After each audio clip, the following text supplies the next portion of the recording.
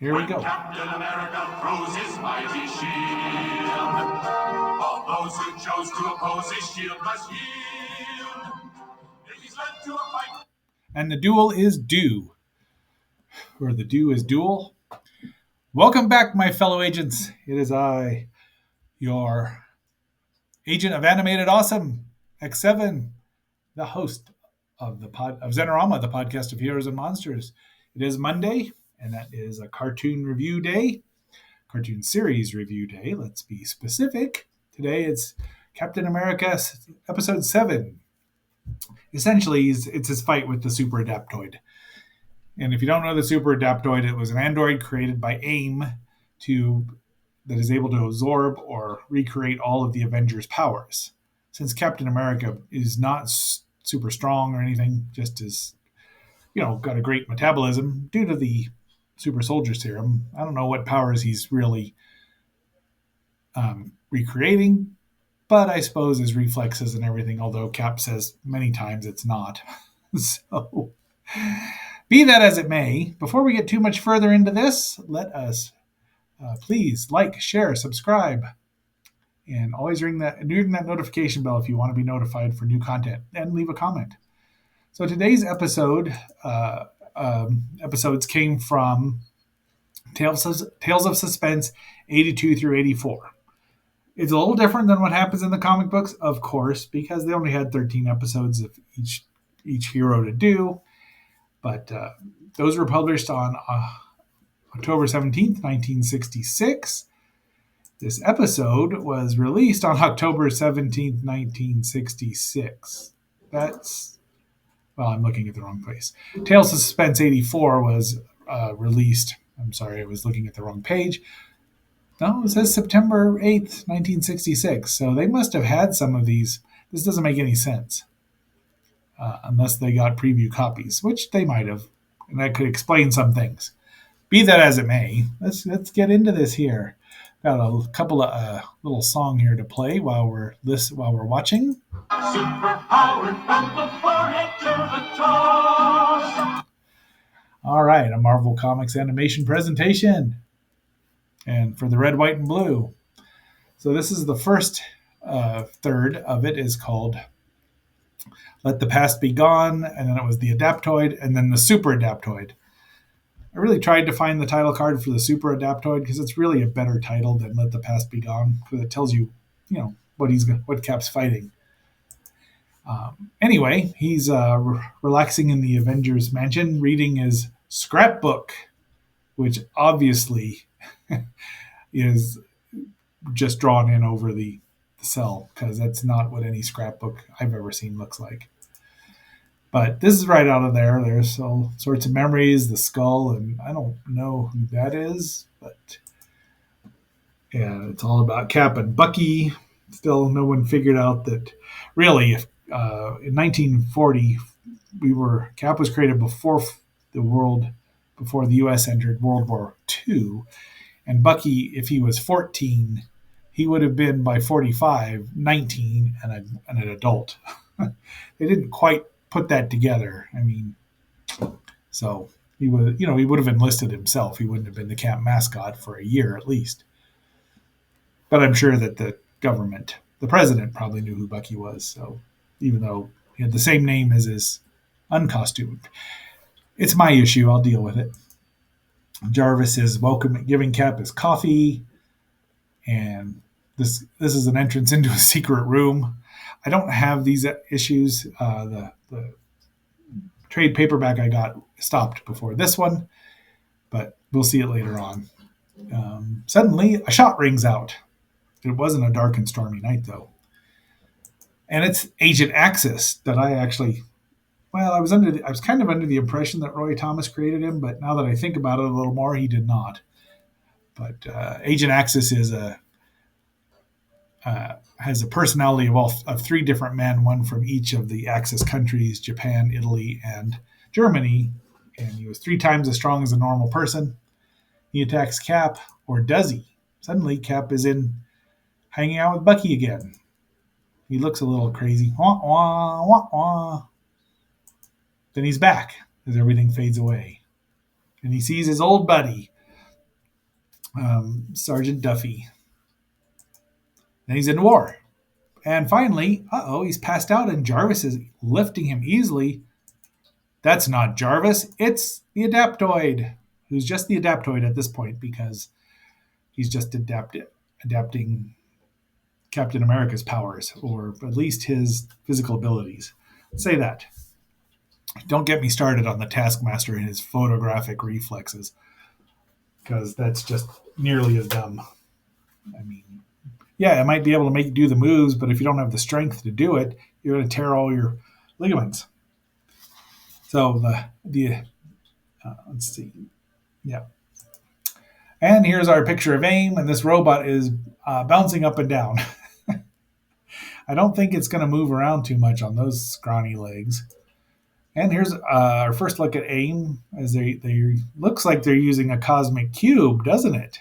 Now known as the Tesseract. Lame. And the Adaptoid's got to take the shield because he can use that too. And then Cap wakes up because the super soldier serum burns stuff out of his system a lot faster. Hence the reason he couldn't get drunk, which makes sense to me. And they have a fight. And the Adaptoid is just outclassed. Cap beats the stuff in. He walks a mud hole through him and walks it dry. Stomps a mud hole in him and walks it dry. And and then the real Jarvis is awake now. They take him to one of the Avengers' labs and leave him there. And then the other Avengers, well, three of them show up. I don't know where Wanda and Pietro are. They've been here. They'll be back. But they're not here now because, look, it's Goliath and the Wasp, even though they call him Giant Man because it's just confusing. That's a very interesting looking costume. They revisited it here and there, I think, but and I never understood the Goliath name, but they didn't ask me. I know he was tall. I think this might have been when Hank was stuck at 10 feet. So, but is Henry Pym and his not yet wife Janet Van Dyne. And then there's a nice shot of them all just looking at the Adaptoid, and then Hank says, "We got to go out and finish some business. We're going to leave him here." And he calls him a biophysicist, which Hank says all the time. Biochemistry. Biochemistry is his forte, not robotics. But somehow he manages to do everything. And Cap's just pondering life, the universe, and everything when an arrow comes out of nowhere. It's the Super Adaptoid, or the Adaptoid, or one of them, showing up, and he's green, which is not the color of any of them. Not a one of those Avengers had green on. Pietro might have, but he's not in this story, so. But he uses his X-ray eyes. Zap! It's just a really nice shot. So these episodes are issues. That's the other Iron Man. Oh, come on. Let's see. Penciled by Jack Kirby, inked by Frank Giacoya, written by Stan Lee, and lettered by Sam Rosen. Apparently they don't know who colored it, which is fine. But I mean, damn, Jack could draw. Oh, that's redundant.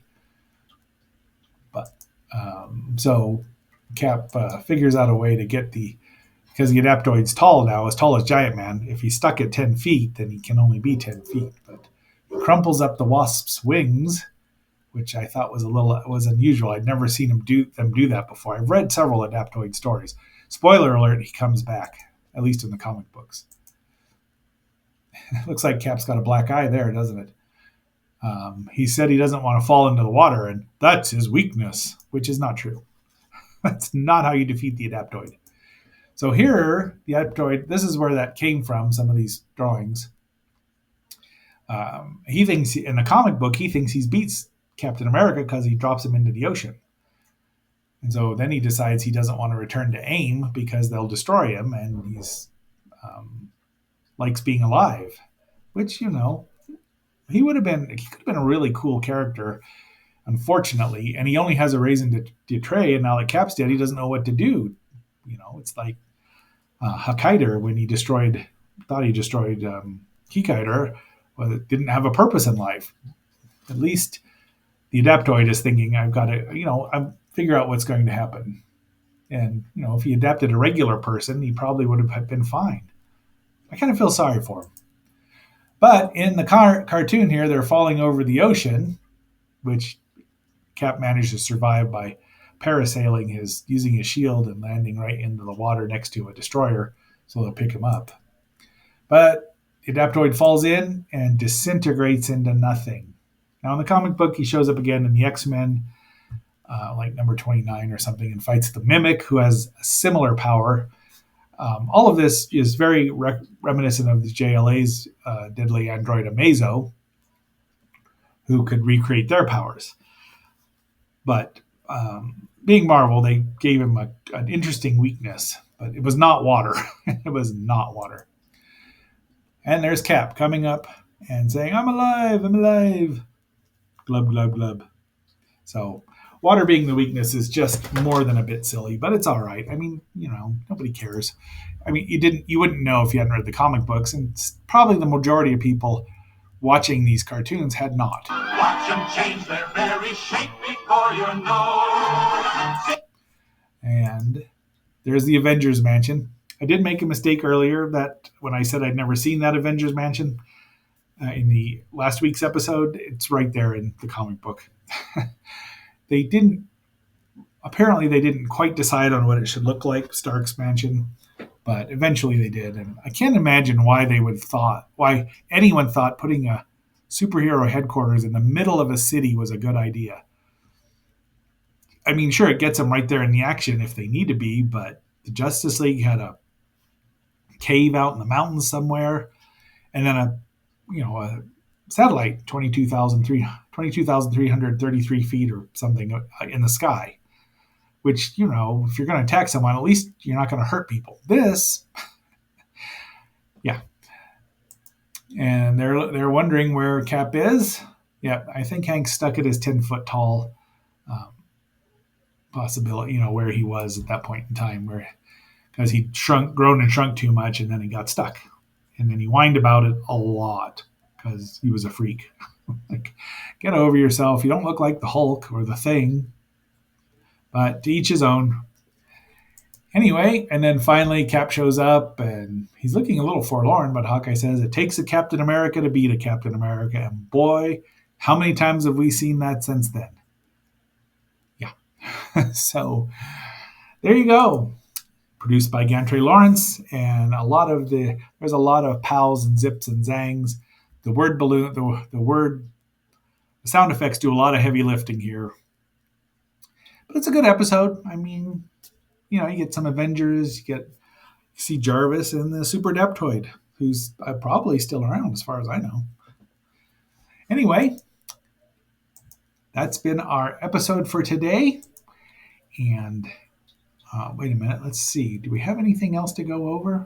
I don't think so. A paint-striking superhero changed to Viking superhero. A flinging real, slinging shield, flinging superhero. They're the latest, they're the greatest, ultimate superheroes. The Marvel superheroes have arrived. They sure have. I really have tried to get that clip from YouTube, but it will not let me download it. Hulk sad. So, agents, this is X7 signing off until our next assignment, and just keep your shield handy. You'll never know when you need it. And a duel is due, then the red